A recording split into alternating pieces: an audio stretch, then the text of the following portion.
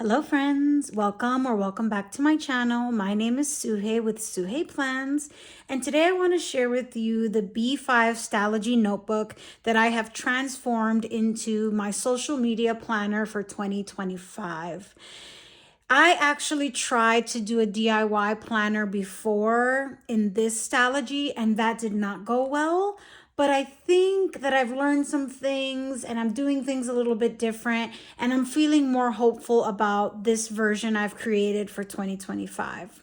So I want to go through my DIY and I want to kind of share a flip of the older attempts at a DIY. And I also have a video that I'll link below where I go through this in depth.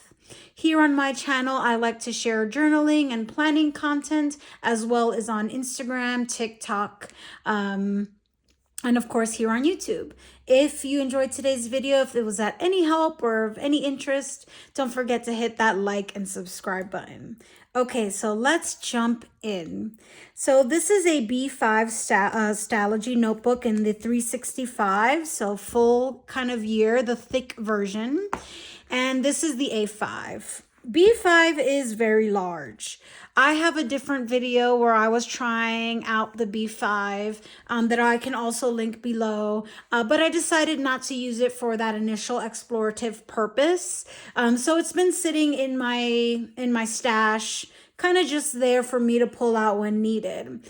And I finally thought that I could make this size work, but in another way. And that's for social media content. So let me kind of go through what I did here.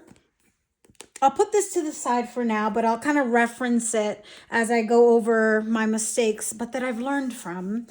On the cover, I have just a couple of stickers. This is from Vanessa's shop. This is from The Giving Girl. This is from Crafective Paper. I got it as a freebie in an order. And this was a sticker that I got on Redbubble. I am hoping to get a couple more stickers here. There's just a lot of surface area. It'll probably be like a black, white, and gray, maybe a little bit of gold theme.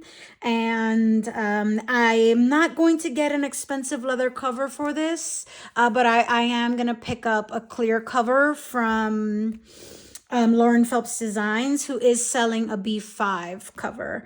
And it's meant for the Sterling ink planners, but I think I should be able to get away with it for the Stalogy notebook.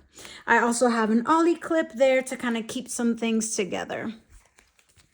All right, so on the left-hand side, I have a sticker sheet from Paperie Planning with little YouTube icons.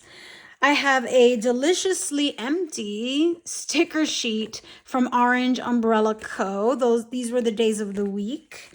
I have a handy dandy bookmark from the Take a Note planner that I picked up with a 2025 calendar. It's really nice to have like an accessible calendar in here because I'm kind of DIYing, so it's nice to be able to refer to the calendar. This is a Coffee Monsters Co. like cardboard freebie that came with one of my previous orders that I kind of just like how it looks in here.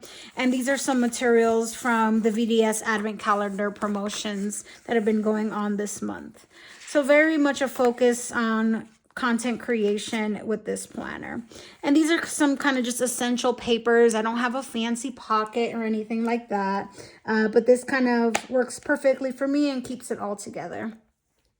On this page, this is a little bit random, but on this page, I just stuck together a bunch of sticky notes that I have in my stash because I just like how they all look. And I think it's also a friendly reminder of all the things that I can be using in my stash. But honestly, I just wanted to like decorate the page and I thought that this looked cool. I don't know. Do you think it looks cool? Maybe I'm wrong. I totally could be wrong there, but I just liked how it looked. I'm probably never going to use them. This is more like decorative. Like this is really planning decorative, but planning and creating is what I do. So it just felt right. I don't know. Do what feels right. I skipped a couple of pages at the front because I'm still trying to figure out how I want to use them. And then I have a 2-page spread that I'm calling an idea bank, just for like social media or content ideas that I have that maybe don't fit in the month I'm in, but that I want to kind of refer to at a later time. Skip to page, and this is where the DIY really begins. So I have a 2-page monthly calendar spread. The B5 is numbered, and the Stalogy notebook is numbered in a way that makes like breaking this up very, very easy. I didn't want the entire 2-page spread to be calendar, so I left kind of like a column here on the right for notes, things I wanted to do, ideas that I have, content that I want to create. But I still feel like I have plenty of calendar space from the left-hand side of the page to about the middle point on the right-hand page. I know that half of the page is after the 17th box, you get half a page. And then what I did for each week is that I divided these lines by 4. And the beautiful thing about the Stalogy notebook is that they are numbered there on the right. So it was really easy to divide these pages and this grid into an even calendar. So one more time, half of the grid going vertically is 17 boxes across. And then if you want to get 6 calendar weeks going horizontally, then you kind of split a line at every 4th, so 4, 8, etc., etc., etc. And that just added up really well. This particular size was very, very easy to evenly divide pages. I find that these boxes are super open, lots of space. These are stickers from the Giving Girl from her Winter City collection, which I loved. I am kind of jotting down what I'm filming on a particular day, what I'm posting, what I need to post, what I need to film, anything that I need to edit, as well as jotting down ideas or other planning related things. This is a sticker from Paperie Planning. Yes. Oh, let me take that out for you. These are really cute, just like script stickers that I'm using for this purpose, and that I have plenty of extra for other things if I need. Yeah, monthly cursive Paperie Planning stickers. And then I use a dot marker to create little circles at each corner. And then using the uni pen and the dots, I'll use a Moxie Life dot marker. And then in the uni pin pen in 0.3, I'll number the dates, and that works really well. I don't get any bleeding or like fuzziness in the writing. It works really nicely with a marker and the uni pin pen. And, this took a little while, but honestly, not as bad as I thought it would. Labeled the top Monday through Sunday, and I have a monthly calendar.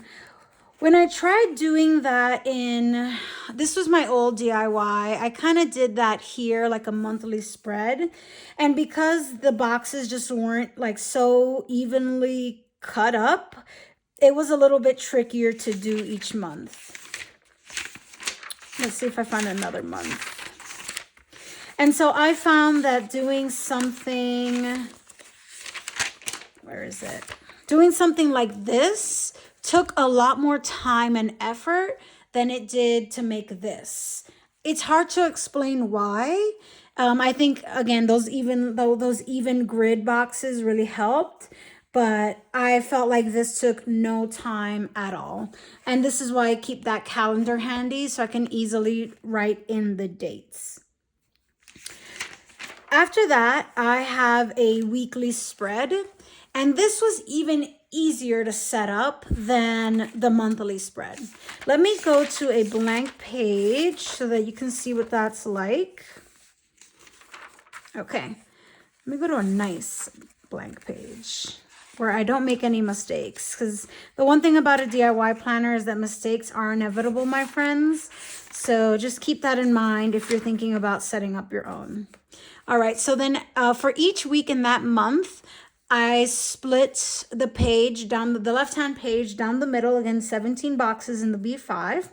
And then I created 4 horizontal sections.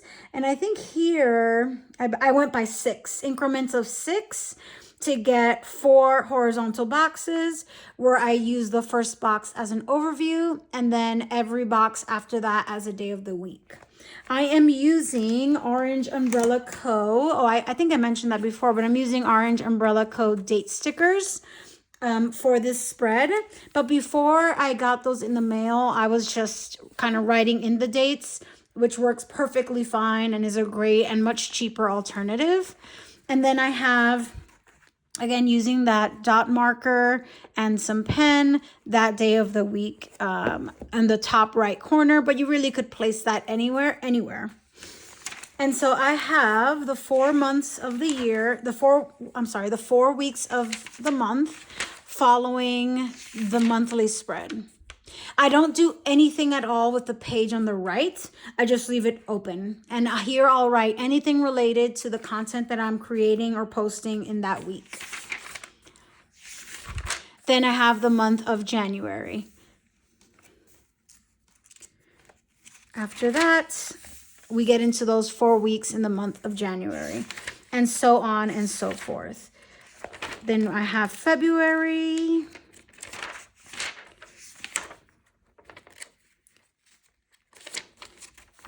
I really started using those stickers now.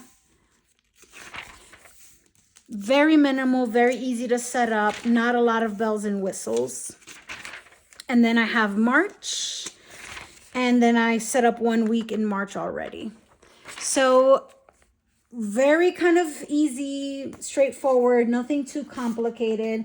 And I promise you that that is why I feel a lot different about this planner, this DIY planner. I'm just not doing as much. I'm keeping the spreads super simple. I'm just putting in my March sticker here. I'm just not overcomplicating anything, and it's been so easy to set up, and I'm really enjoying it. The A5 DIY that I created before was really complex. I had like this tracking page. I was tipping in a vellum. I had a monthly calendar with a monthly overview, then a monthly like reflection, then vertical weekly spread, more blank page, another vertical weekly spread. And I was just doing a lot in this. It takes a lot more effort to create this vertical spread than it does to, divide a blank page into 8 sections.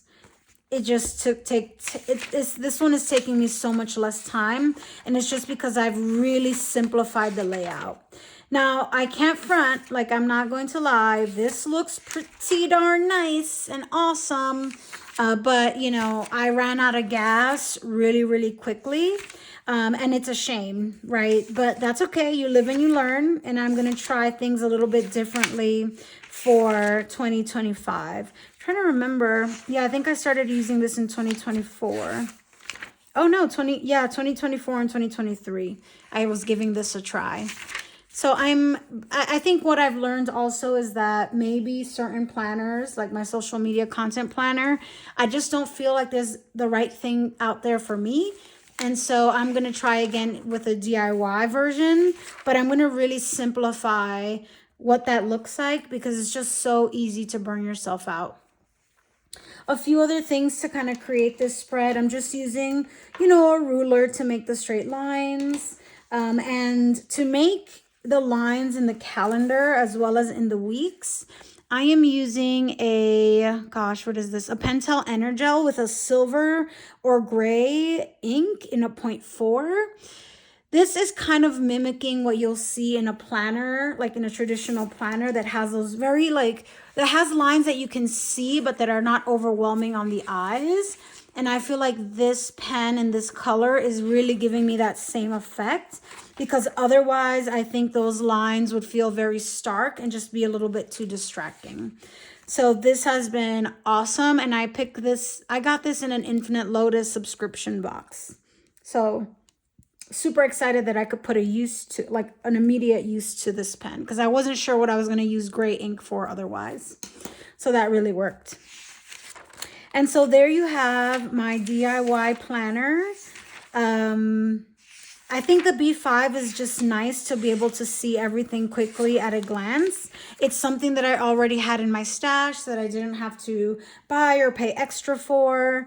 And I can, you know, in simplifying my layout, it's a lot less stress. And, you know, I'm already about a quarter of the year having this set up. So I'm pretty good through March, right? So, and it didn't take me very long at all. But it's really just the beauty of simplifying your layouts, even when you're doing something in a DIY. Yeah, and that is my B5 planner for social media for 2025. This is a big planner, but you know, I think it's just fine. It doesn't feel overwhelmingly large. And I also think that because this is a notebook and not a full-fledged planner, I don't feel so guilty about blank space because I didn't pay an arm and a leg for this size. You know, this was just a notebook that I've transformed, and you really can save a lot that way. So there you have it. There's my B5 DIY redo planner for social media for 2025. I don't really share my social media planner as much, but I think it's because I haven't been in any one planner for it since I've really started creating. It's just, I never feel like I can find the right fit. So I'm really crossing my fingers that this is it, and that I'll be in this book for the rest of the year. I'd love to know your thoughts on the B5 size. I know it's very popular this year, as well as like what's been your journey with the DIY process. You know, if you're not a Bujo kind of person, you know, do you bother with these things? Have you given it a try? I'd love to kind of chat in the comments below. Thanks so much for watching, folks, and I'll see you guys in the next one.